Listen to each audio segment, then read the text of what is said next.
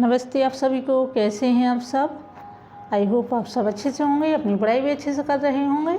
आज हम देख लेते हैं भवानी प्रसाद मिश्र जी का जीवन परिचय, हिंदी विशिष्ट कक्षा 12 स्वाति मध्य प्रदेश बोर्ड की NCERT की जो किताब है, तो उसमें भवानी प्रसाद मिश्र की कविता दी हुई है जिसका नाम है मंगल वर्षा। तो जब कवि की कविता है तो हमें उनका जीवन परिचय भी याद करना बहुत ही आवश्यक हो जाता है। भवानी प्रसाद मिश्र का जीवन परिचय कक्षा 12 की परीक्षा 2016 में पूछ लिया गया था। चलिए हम देखते हैं इनका जीवन परिचय। भवानी प्रसाद मिश्र का जन्म सन 1913 में मध्य प्रदेश के होशंगाबाद जिले के टिगरिया नामक ग्राम में हुआ था। तो कब हुआ था इनका जन्म? 1913 ईस्वी में मध्य प्रदेश के होशंगाबाद जिले के टिगरिया नामक ग्राम में हुआ था। कविता और साहित्य के साथ साथ राष्ट्रीय आंदोलन में जिन कवियों की भागीदारी थी उनमें श्री मिश्र जी प्रमुख थे।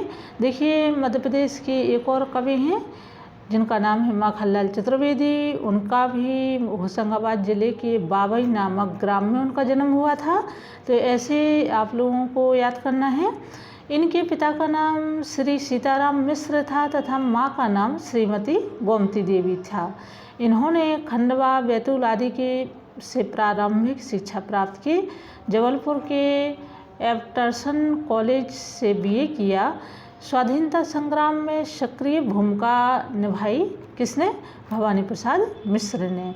सन 1942 में इन्होंने जेल की यात्रा की। किस वजह से?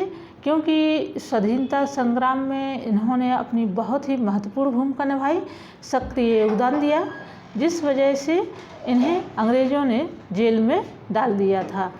प्रारंभ में इन्होंने वर्धा में महिला आश्रम में अध्यापन कार्य किया तथा कल्पना नामक पत्रिका का संपादन किया।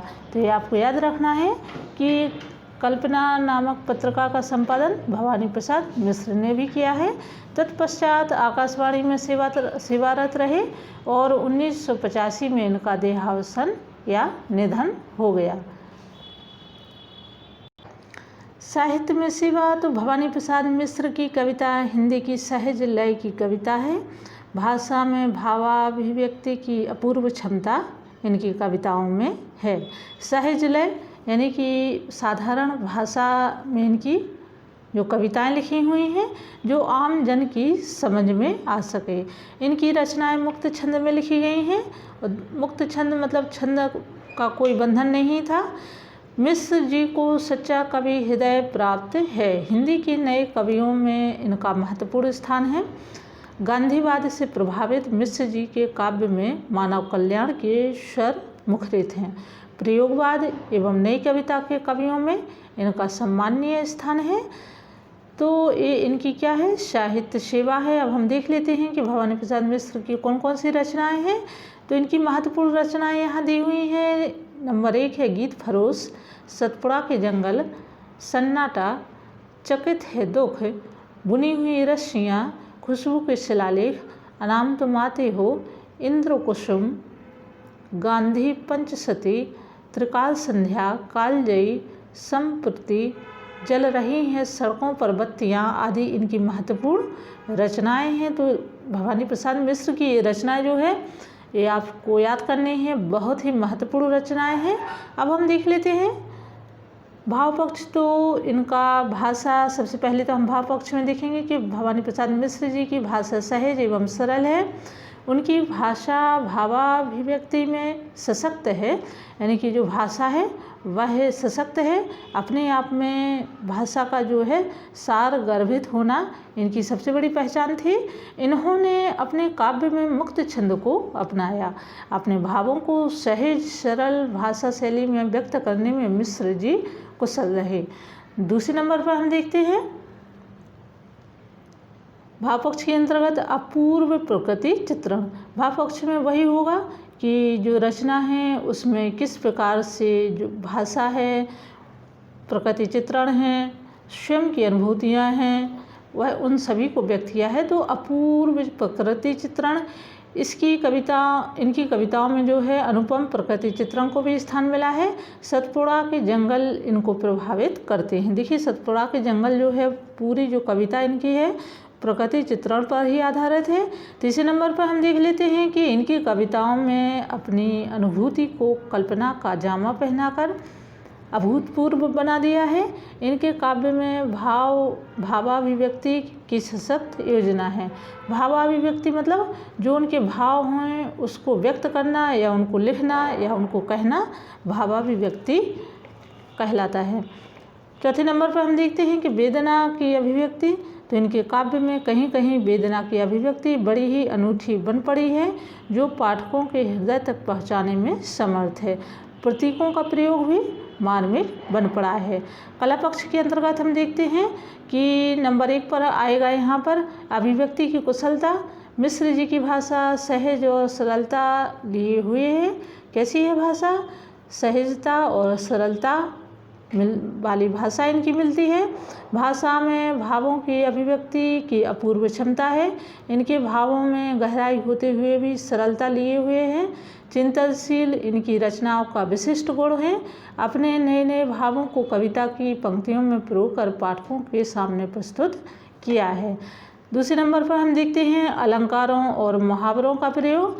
तो मिश्र जी ने अपनी कविताओं में अलंकारों, लोकोक्तियों, मुहावरों का प्रयोग किया है। अनेक प्रतीकों के माध्यम से नए नए विचारों को जो है इन्होंने समझाने का कार्य किया है। तीसरे नंबर पर हम देखते हैं कि गांधीवादी विचारधारा। तो देखो हिंदी साहित्य में कुछ ऐसे भी कवि रहे हैं जो गांधीवादी विचारधारा पर चले हैं। गांधीवादी दर्शन को ही उन्होंने माना, जिसमें से एक थे भवानी प्रसाद मिश्र। दूसरे नंबर पर मैथिली शरण गुप्त के छोटे भाई थे जो सियाराम शरण गुप्त, वह भी गांधीवादी विचारधारा से परिपूर्ण कवि थे। तो मिश्र जी ने गांधीवादी विचारधारा से प्रभावित होने के कारण अपनी कविताओं में गांधी दर्शन का प्रभाव छोड़ा। इनकी कविताओं में व्यक्तिकता और आत्मानुभूति दृष्टिगोचर होती है। इनकी गीत फरोश नामक कविता अत्यंत चर्चित रही। उसकी कुछ पंक्तियां यहाँ पर दी हुई हैं। तो देखिए ये जो पंक्तियां हैं ये गीत फरोश की पंक्तियां हैं और जो कक्षा 12 के स्टूडेंट हैं उनके लिए तो ठीक है, यदि आप लोग ना भी याद करें तो कोई बात नहीं, लेकिन फिर भी पढ़ लीजिए 1-2 बार। लेकिन जो कंपटीशन की तैयारी कर रहे हैं उनको ऐसी पंक्तियां कहीं से भी 1-2 लाइन या पंक्तियां रख दी जाती हैं पेपर में और फिर उन्हें पूछा जाता है। जी हाँ हुजूर, मैं गीत बेचता हूँ, मैं तरह तरह के किस्म किस्म के गीत बेचता हूँ। जी पहले कुछ दिन शर्म लगी मुझको, पर पीछे पीछे अकल जगी मुझको। जी लोगों ने तो बेच दिए ईमान, जी आप ना हो सुनकर ज़्यादा हैरान। मैं सोच समझकर आखिर अपने गीत बेचता हूँ। अब हम देख लेते हैं कि साहित्य में स्थान। तो भवानी प्रसाद मिश्र प्रयोगशील एवं नई कविता के लोकप्रिय कवि हैं। तो कैसे कवि रहे? प्रयोगशील और नई कविता के कवि रहे। इनकी कविताओं में ऐसी सरलता और ताजगी है जो किसी अन्य कवि में दिखाई नहीं देती है। भवानी प्रसाद मिश्र की कविताएं कैसी हैं? गांधीवाद से प्रभावित हैं, मानव कल्याण के स्वर मुखरित हैं, यानी कि जो मानव कल्याण है वह उनकी कविताओं में दिखाई देता है। प्रयोगवाद एवं नई कविता के कवियों में इनकी प्रशंसनीय स्थान है, यानी कि प्रयोगवाद और नई कविता में इनका महत्वपूर्ण स्थान है। इन्होंने सहज और सरल भाषा में अपने विचारों को व्यक्त करके अपनी कविता को आत्मीय वार्तालाप तथा आत्मानुभव के रूप में प्रतिष्ठित किया है। तो ये तो हुआ इतना भवानी प्रसाद मिश्र का जीवन परिचय, जो आपको याद करना बहुत ही आवश्यक है। कक्षा 12 के स्टूडेंट के लिए अक्सर ही परीक्षा में कवियों के जीवन परिचय पूछ लिए जाते हैं।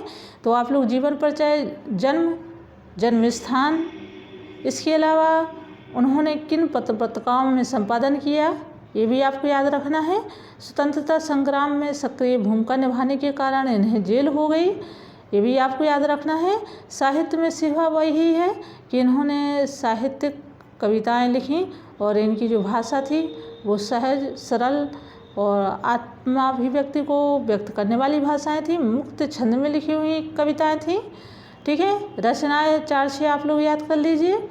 भाव पक्ष में 2-3 पॉइंट आपको याद करना है और कला पक्ष में। ओके, तो आज के लिए इतना ही। उम्मीद है आपको वीडियो अच्छा लगा हो। वीडियो देखने के लिए बहुत बहुत धन्यवाद। हम फिर मिलते हैं नए वीडियो नई जानकारी के साथ। तब तक अपना ध्यान रखिए, पढ़ाई अच्छे से करिए। धन्यवाद।